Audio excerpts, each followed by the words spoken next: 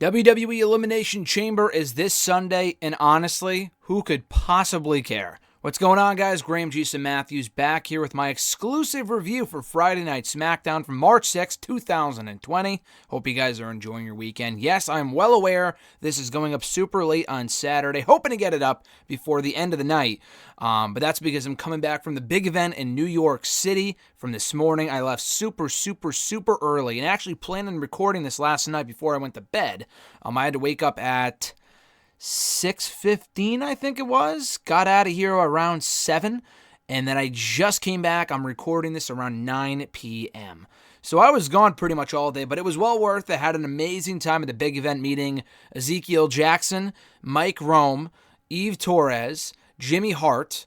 We met Matt Hardy again, which was absolutely amazing. Always love seeing Matt Hardy. The Intercontinental Champion Braun Strowman, who adds to my list of former champions, in addition to Big Zeke, of people who have signed my championship, which is cool. I'm trying to get every former Intercontinental Champion to sign my replica Intercontinental Championship title, and now we have 2 more names off that list, which is awesome. And then finally, The Undertaker. Yeah, The Undertaker was there too. We got to meet The Undertaker, which I never in my life imagined ever doing, and we got to meet the Dead Man today, and quite honestly, he was awesome. He was really nice. As was Braun, as was Matt, of course, and everyone else we met today at the big event. Had a great time.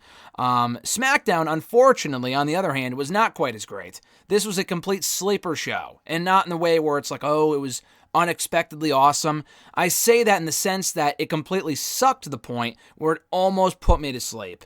I was out last night, did not watch the show live, do not regret missing it whatsoever. You missed absolutely nothing if you didn't watch this show. Absolutely nothing. I watched it after the fact, banged it out in about an hour, if that, after skipping over all the bullshit, the replays, the recaps, the entrances, all the needless garbage, and I got through it in maybe 45 minutes. And again, I felt like I completely wasted my time. The main event, I will say, the Gauntlet match to determine who's going to enter last in tomorrow's Elimination Chamber match for the SmackDown Tag Team titles. I thought that was well done. That was a good match. Heavy Machinery got the shine. I'll talk more about that momentarily. Overall, though, a total waste of 2 hours. Nothing new from SmackDown. Don't get me wrong. But I was so disenfranchised from this show, about this show, that I didn't even bother to record the audio review last night. I'm thinking, why would I waste precious sleep on recording a review for SmackDown? I love pumping out content, which is why I'm doing it right now. But, it's better late than doing it on time, first thing Saturday morning, just because this show completely fucking sucked. But to kick off the show, we had the return of the NWO on Moment of Bliss with Nikki Cross and Alexa Bliss. I think Nikki Cross, from what I heard, was suffering from the flu last week. According to her husband, Killian Dane, on Twitter, I think he had said that, or on Twitch or whatever, Mix or whatever. So she was back this week, which was cool. The NWO, sans Hulk Hogan, he was not on the show. I assume they brought them in because at the big event today, Kevin Nash and Scott Hall were there. And, X-Pac wasn't, but that was also in New York. This show took place, I forgot where in New York, but they were in New York yesterday, which would explain why Braun was there too today, as well as the NWO. They probably realized they were in the area, so they're like, fuck, we'll just bring them in for Moment of Bliss, which is, I guess, has become the new home for the soon-to-be WWE Hall of Famers between the Bella Twins 2 weeks ago, and now the NWO. If this leads to the return of Batista on SmackDown, I'm all for it. If not, who the hell could possibly care? This segment did nothing to accomplish anything whatsoever. This was a total waste of time. And don't get me wrong, I love seeing the NWO. I love that music. But this did absolutely nothing to get me more excited for Braun versus Shinsuke Nakamura, Cesaro, and Sami Zayn this weekend at the pay-per-view for the Intercontinental Championship. And again, we got to meet Braun today. He was great. He was very nice. As a champion, though, can't say I'm overly invested. I am looking forward to a potential match with Sheamus at WrestleMania. But as far as this feud goes, it completely sucks. I have zero interest in a Strowman versus Nakamura, Cesaro, Sami Zayn feud, because it's the same shit every single week. I don't think we've had 1 week where the heels have gotten one over on Braun. Maybe last week after the contract signing, the upteenth contract signing we've seen on WWE TV in recent months, years, decades, whatever. Other than that, though, Nakamura, Cesaro, and Zayn have constantly been made to look like losers at every turn. They may have knocked down Braun here and there over the last, month or two, but I don't think any of these guys have won a single televised match in months Sami Zayn specifically has not won a televised match in almost a year. That's fucking ridiculous. So I thought the segment was fine. I liked the NWO. He did the, Braun Strowman did the Too Sweet with the NWO, which was cool. Other than that, though, this kind of felt like a not needless, because it did serve to hype up the Intercontinental title match for Sunday, but I can't say it did anything to get me more excited for that match than I was before, which is to say that I wasn't at all. We then had a rematch from last week. SmackDown is all about the rematches and not to say that Raw isn't, but I feel like on SmackDown it's more unnecessary, at least recently. We had a rematch of last week's tag team match, pitting Bayley and Sasha Banks against Naomi and Lacey Evans. This almost entire match consisted of a commercial break. They went for about a minute or two. They went to commercial, came back, and they wrestled for maybe another minute or two. This was a total waste of a match.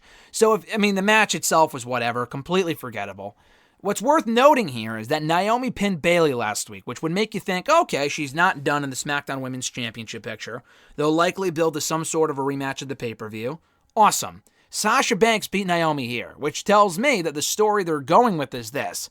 Bayley can't beat Naomi, but Sasha can. Maybe they add a last-minute match on Sunday with Sasha versus Naomi and the winner advancing to WrestleMania to face Bayley, which wouldn't make much sense as far as why would Sasha want to face Bayley for the belt of Mania at this point? They haven't teased any tension. But again, Sasha they kind of showed that look of disgust after Bayley got pinned last week. So why would you pin the champion and then have Sasha Banks, who hasn't won an important match in ages on the show, pin one of the hotter, female superstars they have? And I'm not just talking aesthetically. I'm talking in terms of the momentum that Naomi has right now. I'm not talking just purely appearance, but I'm talking in terms of the fanfare she has at the moment. Why would you beat her 1 week after she beat the champion? Well, I think it's because she's probably, that being Sasha, being set up to face Bayley for the belt of Mania, which at this point, honestly, is probably their best bet. I have zero interest in seeing Lacey Evans, although she has gotten over as a babyface. I have no interest in a Bayley versus Lacey Evans rematch after what we saw from them at the Rumble. Completely uninspiring. Another Naomi Bayley match, honestly, I don't really care. That would have worked for Mania had they saved it and not done it at Super Showdown, where it just was not a good match. And I think there were a lot of factors behind that, but it didn't really work on that show. They kind of screwed the pooch there. And at the end of the day, bottom line is this. Bayley and Sasha is a WrestleMania match.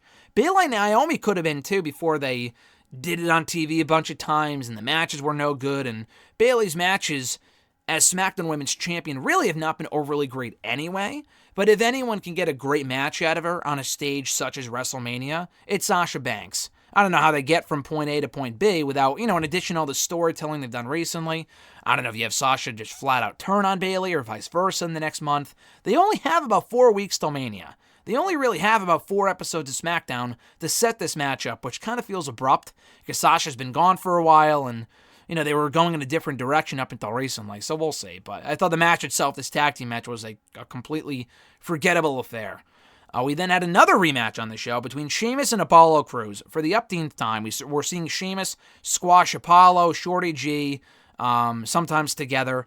This was a complete waste. And I like the fact they're making Sheamus out to be dominant, but I assume the plan here is merely to kill time with the guy before he hopefully faces Braun Strowman for the Intercontinental Championship at WrestleMania. That's got to be the end goal here, because if not, what are they doing with these guys? I know Bryan is also in a bit of a holding pattern right now. They did announce him and Drew Gulak for Elimination Chamber, which I figured was a possibility for the kickoff show. Definitely not for WrestleMania, but hey, maybe they turn it into a WrestleMania program. That would be cool. I said as much a couple months ago that it would be a cool feud to see, a fun feud. The issue is that up until recently, Drew Gulak has been barely on SmackDown. And the few times we have seen him on WWE TV, since he got called up to the main roster, quote-unquote, back in October in the draft, he's been made to look like a complete loser. So no one has any reason to believe that he has the slightest chance of beating Bryan on Sunday. Despite that, though, I think it's going to be a good match. Sheamus beat Apollo within fucking 60 seconds here, just a total waste. Again, I like Sheamus being made out to look dominant and whatnot, but it's not doing Crews and Gable any favors. They did tease tension beforehand. Gable said, "Oh, do you need my help?" And Apollo said no, and he lost anyway. Honestly, who could care? Who could give two shits about an Apollo versus Shorty G program at this point? Could the matches be great? Sure. Neither guy has won an important match on TV in many, many months, if not ever. at least in recent memory. I know Gable had a hell of a run in the King of the Ring tournament, but that's the only real time, let's face it, that he's been relevant on WWE TV.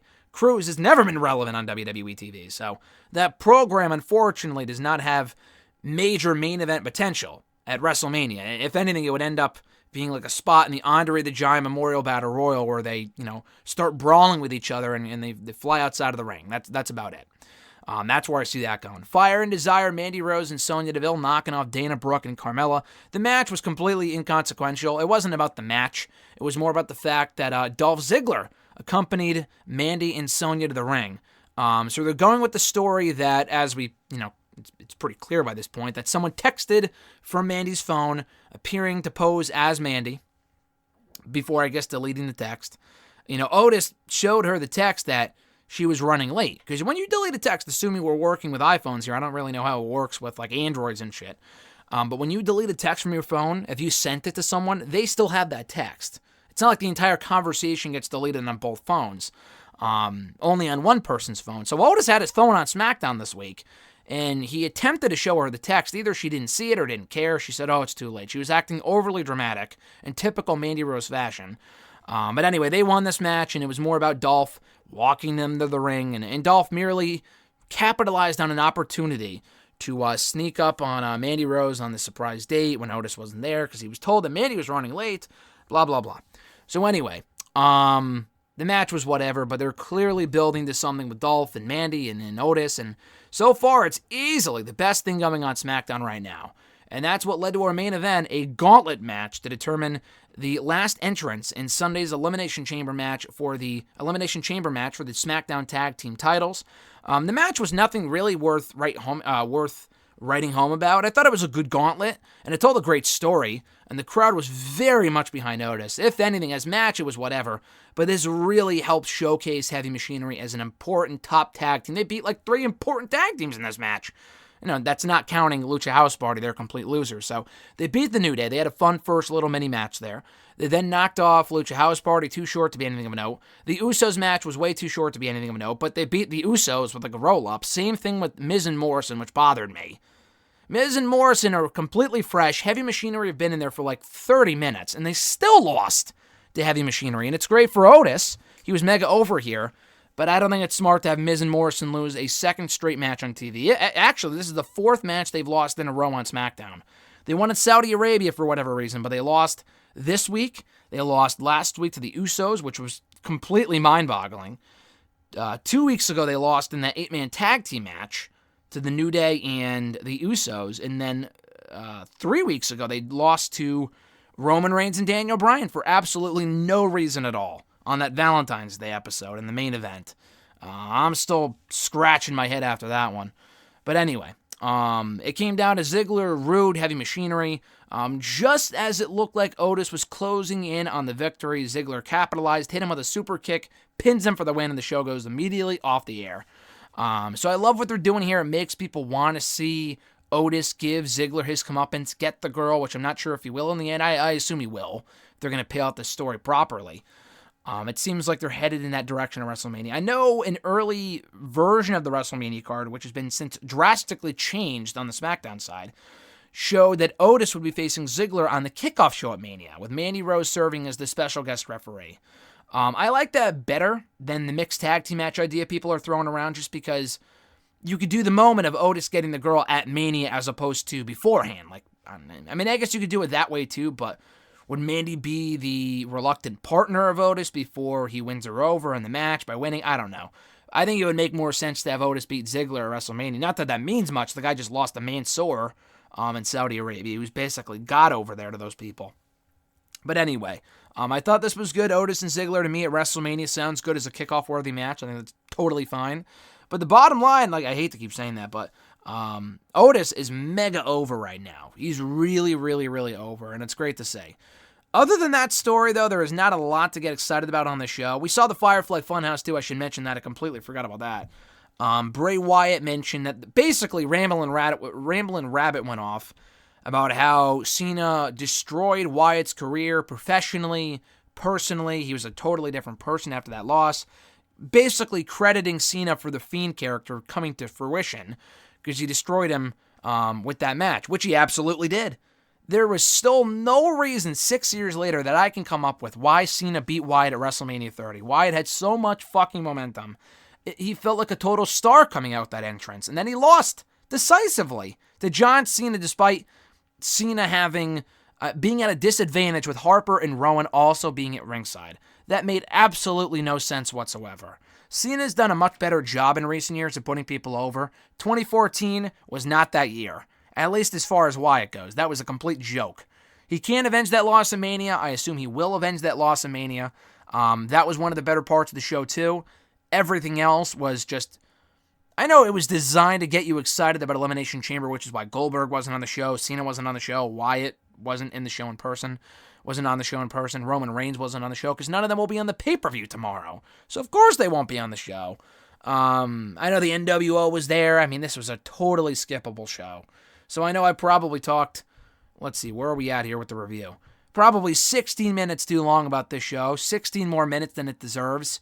But that was SmackDown in a nutshell. Usually I go a lot longer with these reviews, but again, there's really not a lot to talk about. It was a go-home show that failed to get me any more excited for the event than it was before. So I'll be watching the show tomorrow, not live, probably about an hour or two after the fact, and which is good because I won't have to wait till Monday, and I can just skip through all the bullshit the night of, so it works out perfectly. Not that anyone is overly anticipating this pay-per-view, to begin with, or that there's going to be, I would assume, any mega spoilers or mega moments, title changes, whatever. I don't see any of that happening, except for maybe Humberto winning the United States Championship, which I talked all about on Thursday's Wrestle Rant Radio. If you haven't already checked it out, definitely do so.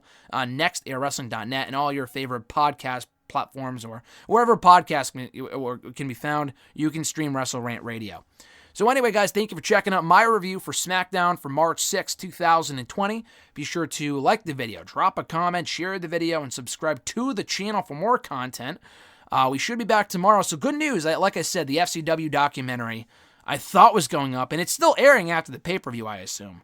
But it's actually premiering on the network Monday or Sunday morning, like at 10 a.m., which is awesome. So I should have enough time, a lot like the Stone Cold pod, which I love that they're doing this now because it just makes my life 10 times easier, that I could watch it the day of and then, review it later on. So that should be up. My review of that documentary should be up a little later on tomorrow, hopefully before the pay-per-view, depending on how much I have to do. So keep an eye out for that. I think it's called The Future WWE, The FCW Story, or whatever. So that goes up 10 a.m. Eastern Time tomorrow on the network. My review should be up a little later on in the afternoon, so keep an eye out for that, like I said. Finally, real quick before we ride off into the sunset here, no SmackDown audio review next week. I will be away in California starting on Friday. So I'm not to watch SmackDown live anyway. I might, I'm not sure. I know the Ring of Honor pay-per-view's on that same night, so I got to catch up on that too. I would rather watch that than SmackDown, to be honest with you. I'm sure I'm not alone in feeling that way. But anyway, I probably won't have my microphone. I'm not 100% sure yet, so probably not. Either way, do not expect an audio review of SmackDown next week. I'll probably put up some other content instead. And we'll be back. Not that it really matters. This show is completely inconsequential right now. It's a total afterthought. So it's not really that it makes much of a difference, but nonetheless, enjoy the rest of your weekend, folks. I'm Graham G.S. Matthews, and I'll catch your ass down the road.